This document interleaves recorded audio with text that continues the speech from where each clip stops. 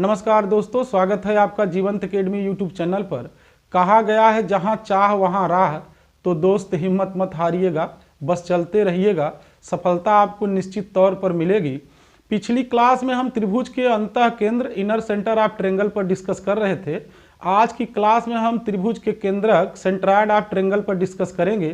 प्रतियोगी परीक्षाओं में सेंट्रायड ऑफ ट्रायंगल से हमेशा प्रश्न बना है, इसलिए आज की क्लास बहुत ही इंपॉर्टेंट क्लास है।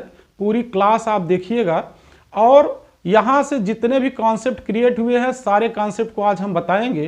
तो आइए आज की क्लास स्टार्ट करते हैं। सबसे पहले हम त्रिभुज के केंद्रक को परिभाषित करेंगे। त्रिभुज ABC में यदि BC भुजा का मध्य बिंदु D हो तो इसे सम्मुख शीर्ष से मिलाने वाली रेखा त्रिभुज की माध्यिका कहलाती है, मीडियन ऑफ ट्रायंगल। तो यहाँ AD त्रिभुज की माध्यिका है। इसी प्रकार अगर AC का मध्य बिंदु हम E ले लें और इसे सम्मुख शीर्ष से मिला दें तो BE त्रिभुज की माध्यिका होगी। इसी प्रकार AB का मध्य बिंदु हम F ले लें और सम्मुख शीर्ष से मिला दें तो यहाँ CF त्रिभुज की माध्यिका होगी। तो इस प्रकार से त्रिभुज की तीन माध्यिकाएं हो गई, AD, BE और CF। तीनों माध्यिकाओं का प्रतिच्छेद बिंदु ही त्रिभुज का केंद्रक सेंट्रायड कहलाता है, जिसे हम G से प्रदर्शित करते हैं। तो यहाँ पर हमने परिभाषित किया कि त्रिभुज का केंद्रक क्या होता है। अब हम केंद्रक के कॉन्सेप्ट को पढ़ेंगे। आइए कॉन्सेप्ट नंबर 1 पर डिस्कस करते हैं। त्रिभुज ABC की माध्यिकाओं AD, BE और CF का प्रतिच्छेद बिंदु G हो तो G को त्रिभुज का केंद्रक कहते हैं। आपको याद रखना है, केंद्रक प्रत्येक माध्यिका को दो संबंधे एक के अनुपात में अंतः विभाजित करता है। माध्यिका का शीर्ष की तरफ का भाग आधार की तरफ के भाग का दूना होता है। जैसे अगर GD की लंबाई 10 सेमी होगी तो GA की लंबाई उसकी दुगुनी 20 सेमी होगी। तो इस प्रकार से त्रिभुज का केंद्रक प्रत्येक माध्यिका को दो संबंधे एक के अनुपात में अंतः विभाजित करता है। आइए रिजल्ट लिखते हैं। तो यहाँ पहले हम शीर्ष के तरफ के भाग की लंबाई लिखेंगे GA, इसके बाद आधार के तरफ के भाग की लंबाई GD। इसी प्रकार इस माध्यिका BE पर हम आएंगे, शीर्ष के तरफ के भाग की लंबाई BG, आधार के तरफ के भाग की लंबाई GE।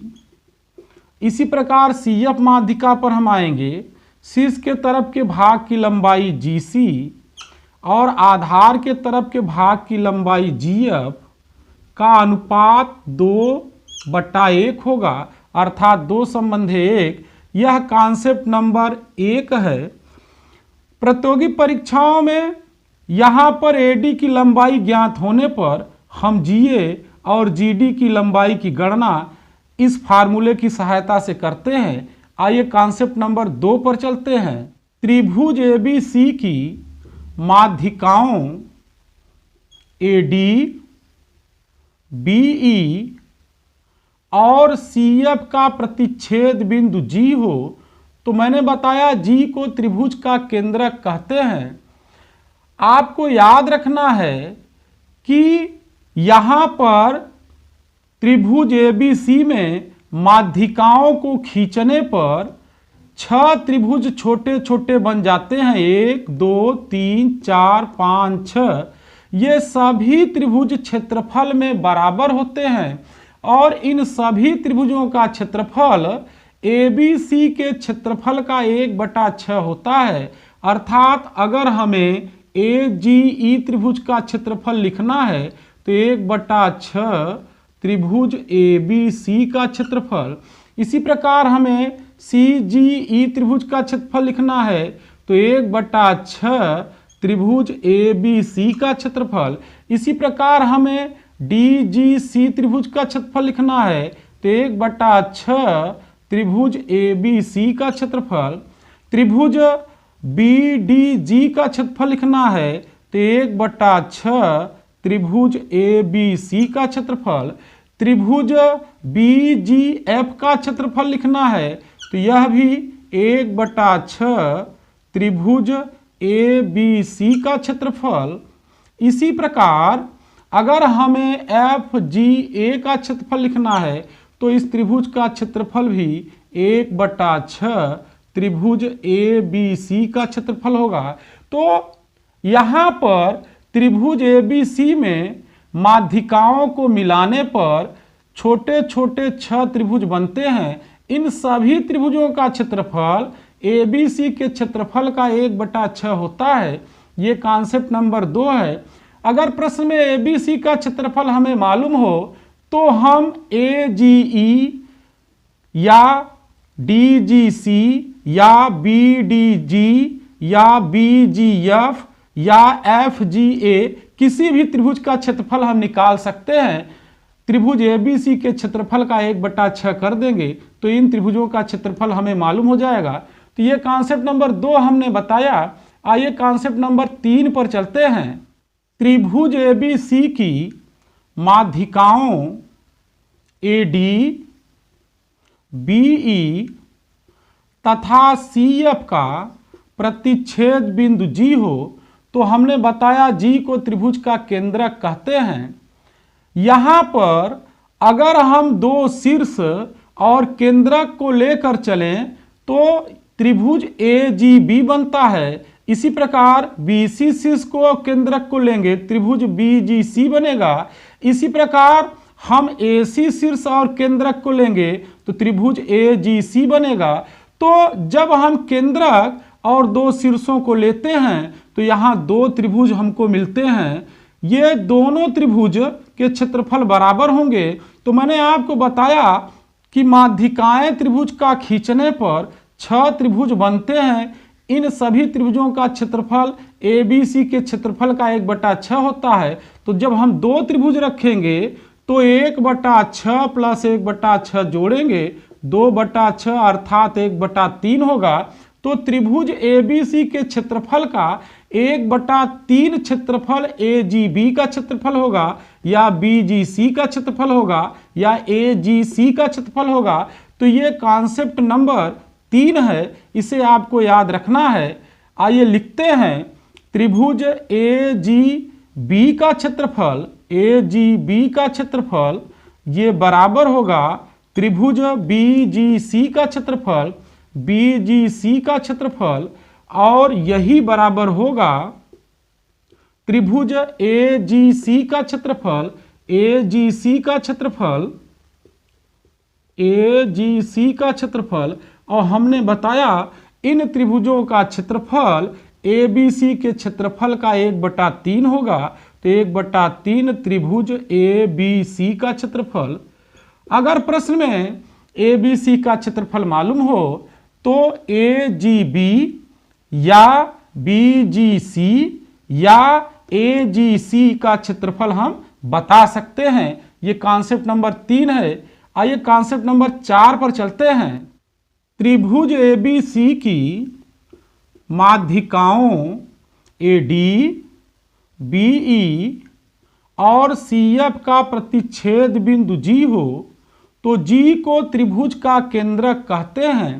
आपको याद रखना है कि यहाँ पे जो चतुर्भुज बनते हैं ए एफ जी या बी एफ जी डी या सी डी जी, इनके क्षेत्रफल भी ए बी सी के क्षेत्रफल के 1/3 होते हैं।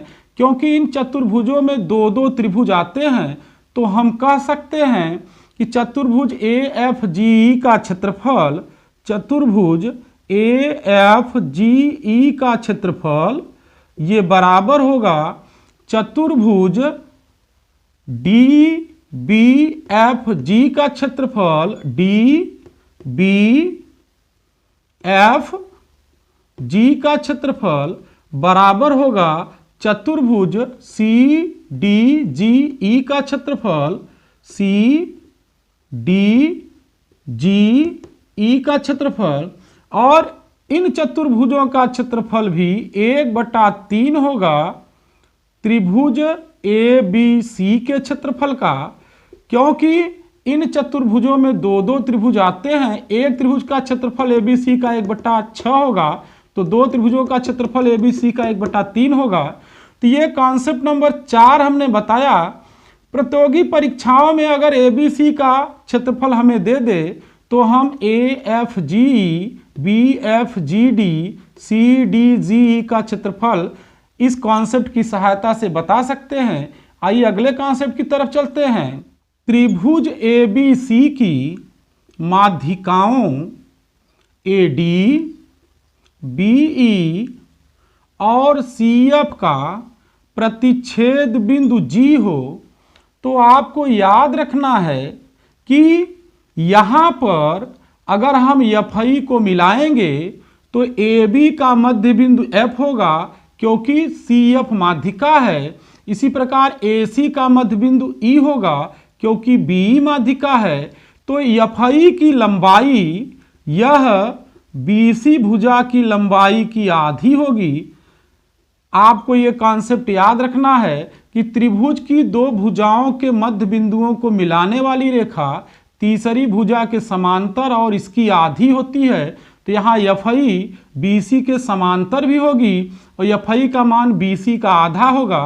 तो एफ आई बी सी के समांतर भी होगी और एफ आई का मान बी सी का आधा होगा। ये कॉन्सेप्ट आपको याद रखना है। प्रतियोगी परीक्षा में अगर बी सी की लंबाई दिया हो तो एफ आई की लंबाई हम ज्ञात कर सकते हैं। जैसे बी सी की लंबाई अगर 12 सेमी देगा तो एफ आई की लंबाई 6 सेमी हो जाएगी। तो ये कॉन्सेप्ट भी बहुत ही इंपॉर्टेंट कॉन्सेप्ट है। आइए आगे चलते हैं।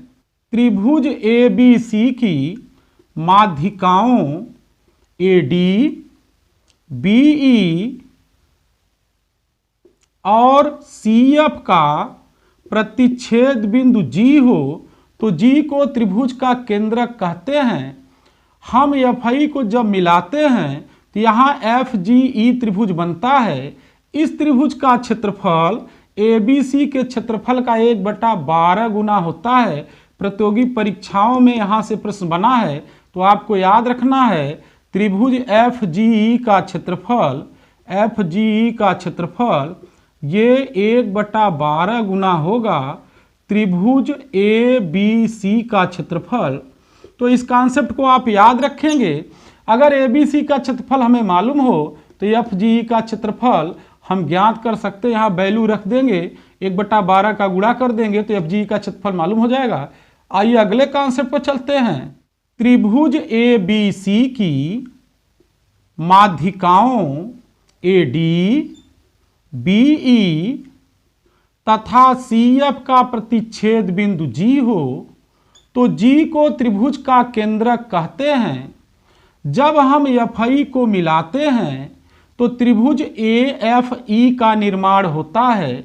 आपको याद रखना है कि त्रिभुज ए एफ ई का क्षेत्रफल यह 1/4 गुना होता है त्रिभुज ए बी सी के क्षेत्रफल का। तो अगर प्रश्न में ए बी सी का क्षेत्रफल मालूम हो तो ए एफ ई का क्षेत्रफल हम बता सकते हैं। और एक कॉन्सेप्ट और इसमें आपको याद रखना है, जब हम एफ आई को मिलाते हैं तो एफ जी ई त्रिभुज और बी जी सी त्रिभुज के क्षेत्रफलों का अनुपात 1:4 होता है। अर्थात आपको याद रखना है कि एफ जी ई का क्षेत्रफल त्रिभुज एफ जी ई का क्षेत्रफल यह भी 1/4 गुना होता है बी जी सी के क्षेत्रफल का, त्रिभुज बी जी सी का क्षेत्रफल। तो ये दो पार्ट ये हो गए। इसको आपको याद रखना है कि ए एफ आई का क्षेत्रफल जब लिखेंगे तो यह ए बी सी के क्षेत्रफल का 1/4 होगा और एफ जी ई का क्षेत्रफल यह बी जी सी के क्षेत्रफल का 1/4 होता है। तो इस कॉन्सेप्ट को आपको याद रखना है। आइए आगे बढ़ते हैं। त्रिभुज ए बी सी की माध्यिकाओं ए डी बी ई तथा सी एफ का प्रतिच्छेद बिंदु जी हो, तो जी को त्रिभुज का केंद्रक कहते हैं। एफ आई को जब हम मिलाते हैं तो समलंब चतुर्भुज एफ बी सी ई का निर्माण होता है। एफ बी सी ई का क्षेत्रफल ए बी सी के क्षेत्रफल का 3/4 गुना होता है। इसे आपको याद रखना है। तो समलंब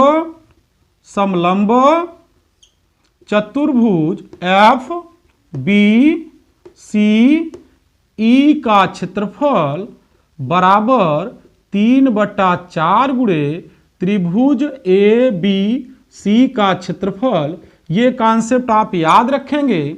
अगर प्रश्न में ए बी सी का क्षेत्रफल मालूम हो तो यहाँ रख देंगे। तो समलंब चतुर्भुज एफ बी सी ई का क्षेत्रफल हमें मालूम हो जाएगा।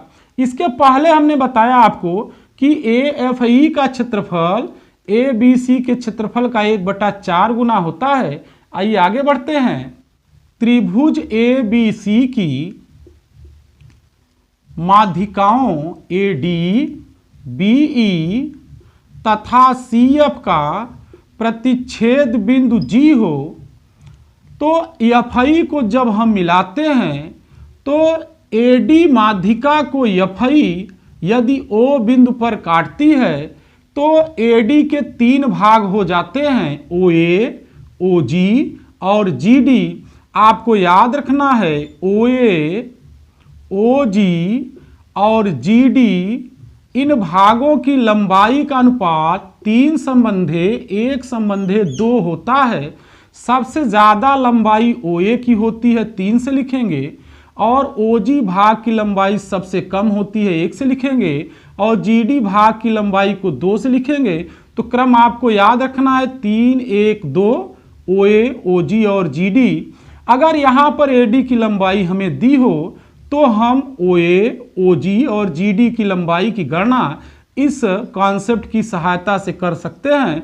तो प्रतियोगी परीक्षाओं में यहाँ से प्रश्न बना है तो आप लगा सकते हैं। आइए अगले कॉन्सेप्ट की तरफ चलते हैं। त्रिभुज ए बी सी की माध्यिकाओं ए डी बी ई तथा सी एफ का प्रतिच्छेद बिंदु जी हो तो जी को त्रिभुज का केंद्रक कहते हैं।